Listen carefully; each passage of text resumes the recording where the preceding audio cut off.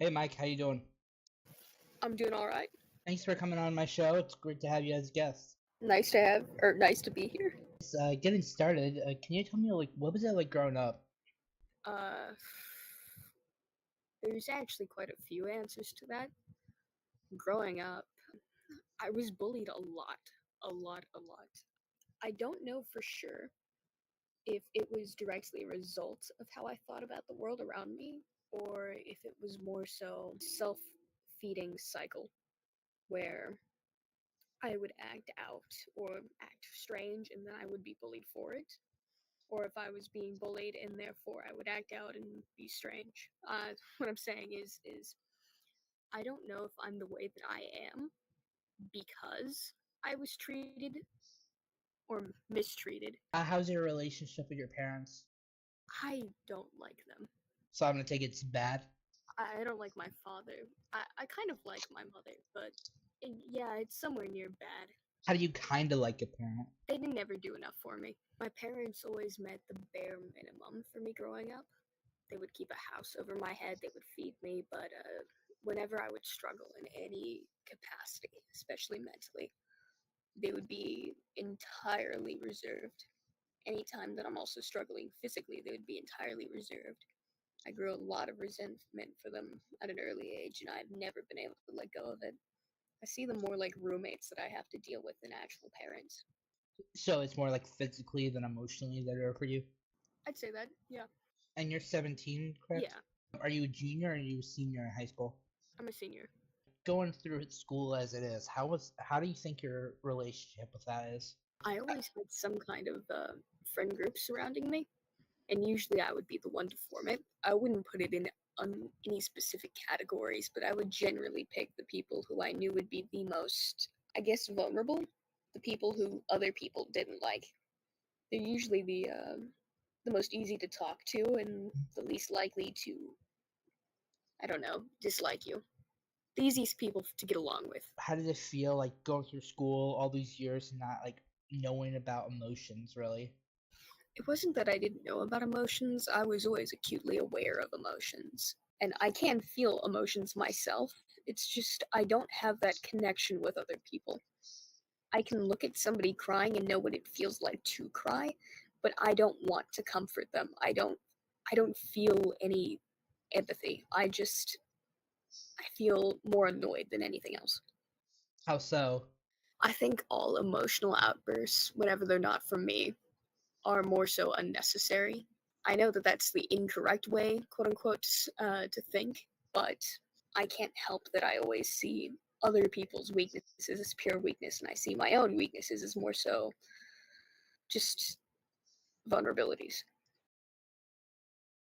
So you're able to have outbursts Yeah, compared to like other people's. How do you think yours are different?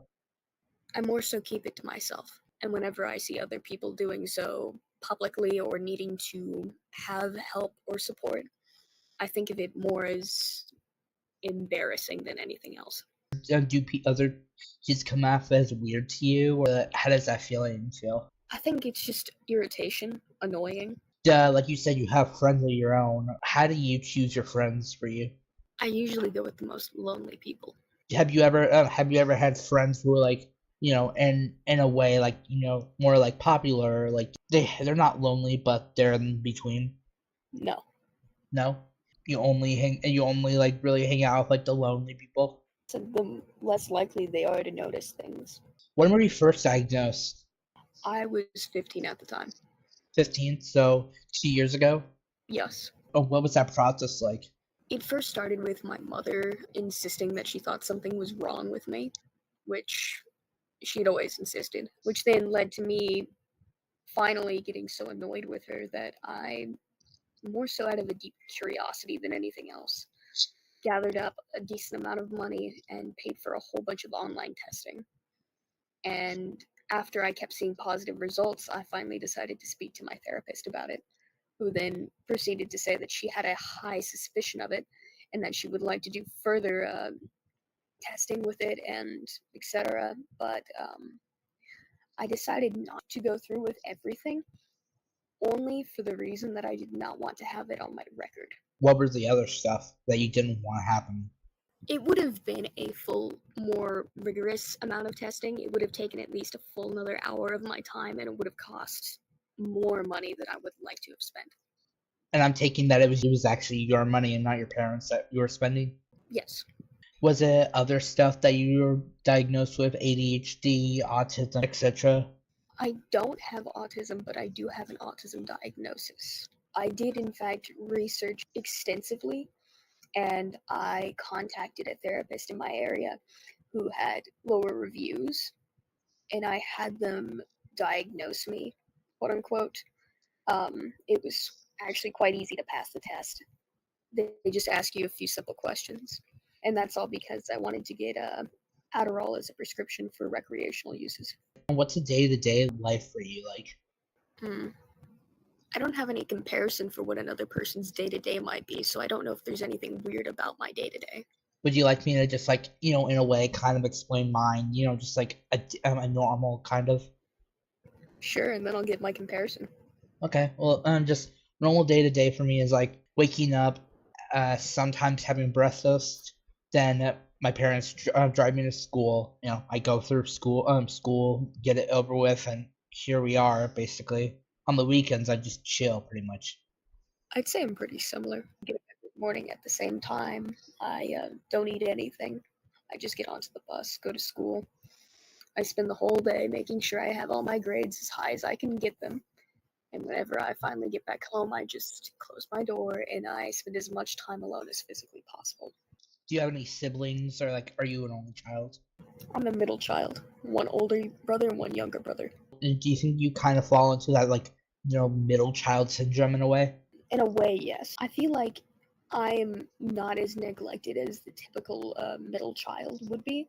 And that's mainly because I have so much that is inherently, I guess, wrong with me that it warrants a lot of attention. Do you like your siblings, or do you wish like you were an only child?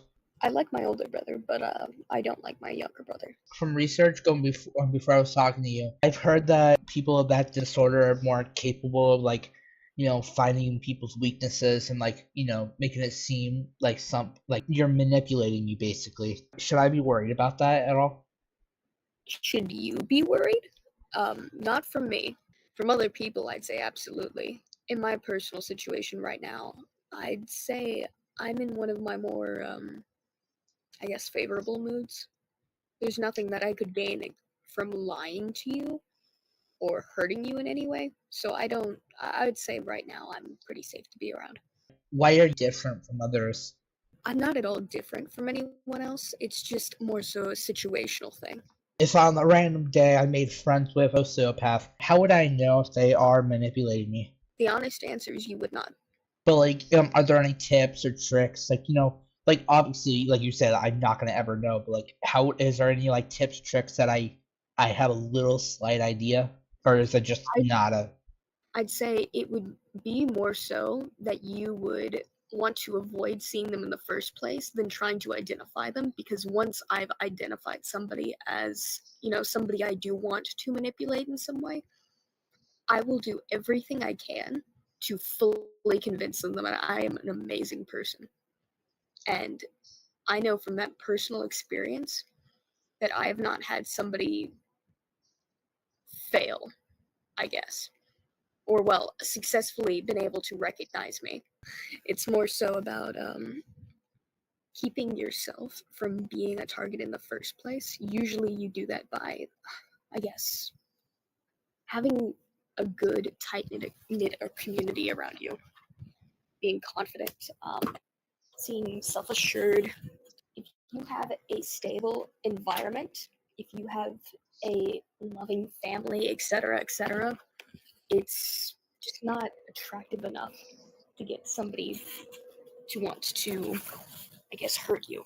Do you think empathy is important though? I don't think empathy is important to a relationship, but I do believe that empathy is important to society as a whole. Empathy in an individual relationship is easily faked, so it doesn't matter in the first place. Empathy is more so something that it gets in the way of a bond. If you care about somebody, you don't need to empathize with them to want to make sure that they're not in harm. You have to just genuinely like somebody enough that you don't want them to be in harm. Do you ever want to have a child or like a partner when you're older? I do have a partner right now, and I do plan to have children. What's your partner like? He's a great guy. I care a lot for him. We're ultimately very, very similar people. He has a lot of things that are wrong with him as well, and we're able to sort of bond over that. Talking about you wanted children when you're older. Do you think you're gonna love them? Because like you can't like other than seeing people's emotions, you can't really feel them. Do you ever think you're just not gonna love them, or how's that relationship? You think? Sociopathy more so, I guess, takes away the ability to feel empathy rather than it does take away the feeling of having emotions for other people. I can fully feel love, I can fully feel hate, I can fully feel happiness, and I have no fear that I will be unable to love them. I'm just worried that they may annoy me a lot.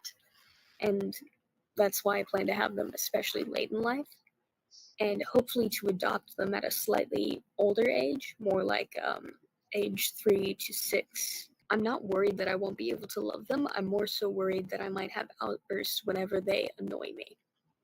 And that's why I would prefer, if I could, to adopt, among other reasons, a large multitude of genetic reasons. But I would probably prefer to adopt at an older age, between 3 to 6, just so I would skip most of the, I guess, annoying phases. When was the last time you pretended to be happy? I'd say last night. Yeah. Could you explain what happened last night? Like, if you're comfortable with that. I was in a sour mood. I have chronic pain and I was not feeling well. And I didn't want to have to explain that to my parents. So I just, I just acted like everything was fine. How do you, doesn't everybody kind of do that? Like, like I've done that before, and like to like get my parents off my back. Isn't that like a everybody thing, pretty much? I'd say that is pretending to be happy is something everyone does. Would you say that you are naturally happy, or like you have like a natural mood? I'd say I'm naturally neutral. You don't have like it's you're in just the middle of like happy, sad, mad. You just have a neutral expression. I'd say I'm neutral, leading towards irritated. What do you think makes a good person a good or a bad person? Because everybody's opinion is different on that. I'd say the only difference is intention. Intention? How so? If you intend to do harm, then I'd say you are a bad person. But if you intend to do good, I'd say you're a good person. Do you think you're a good or a bad person? Honestly, I know this might sound a little harsh, but I don't care. I feel like calling yourself a good or bad person in the first place implies that you need that validation. And if you have to think about it hard enough, then aren't you already a good person? As you know that like this is gonna be probably seen at least by 2, 5, depending on the view of the people. How do you are you afraid of people finding out more than your friend group? I'm only afraid of my close friends finding out. Aside from that, I don't care. If they're your close friends, why are you afraid? I like the little social group that I've created. And I feel like that if they knew about my tendencies, about how I treat people, that might throw a wedge into things. Everything will tumble, basically. It's more so that it would take a lot for me to build up the trust that I've already gained with them again. Is it like more like a puzzle in a way, or do you think you're able to add more people along the way? I'm absolutely able to add more people in. Do you think lying is okay when it benefits you? Yes. What's your opinion on lying in general? I've done it my entire life. I've never really been an honest person. Have you ever been honest, or do you like you meant to like as an apology, or is it like just that not a capability for you? I've come to a point in my life where I've realized now that the majority of the quote unquote honesty and the majority of those breakthrough moments or whatever that I thought I was having were mostly fake. Either me manipulating myself in the end, or me thinking that I was able to, I guess, have this epiphany when really all I was doing was having more emotional, I guess, relief from the situation. I know that's a very complicated and vague answer. And when in your life did you realize that manipulation is by society a bad thing to do? I always knew from the beginning it was a bad thing. I just didn't particularly care. As I said before, I was bullied a lot whenever I was younger, and I felt more so that the world owed me for that. So it didn't really matter if I hurt a few people. How do you value friendship, though? Friendship to me is more so a transactional relationship. I value friendship based upon loyalty. If you are able to fulfill what you've promised to me and I'm able to fulfill what I've promised to you, then that is a stable relationship, and that's one that I like to keep around. Is there anything you do when you're around, or is there anything to keep yourself seeming normal? That's a good question. Anything societally normal that you do? Not really, not in that sense. I more so care about individual experiences than I do about community as a whole. You're close to being in college. Like when you're an adult, like do you are you worried that like it's gonna get way more rough when you're older? No, I have more experience then. I'll know how to handle situations better. What do you want your life to be like when you're like, let's just say 25, 30 years old? Oh, this is going to be quite ironic. I want to become a psychologist. You're right, that is ironic. What part of psychology do you most admire? I really want to get into child psychology, behavioral psychology. Just childs, not like adults or anything like that? I know too much about people my age and people older than me. I honestly don't care much for it. I think children are much more pleasant to be around than adults. And I don't get an urge to manipulate them the way that I do adults. I feel like any other job that I would want would have to be in a position of power. And if I were around people my age, I would probably end up getting fired in the end. Is it easier not to manipulate a child because, well, they're cute, or like, they have innocence, or like why? I think it's the only form of empathy I really have.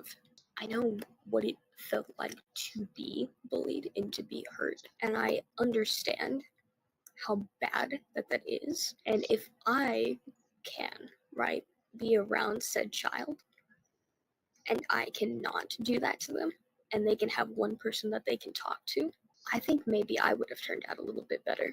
It was great having you on, Mike. Thank you for talking to me and talking about your diagnosis. Yeah, of course.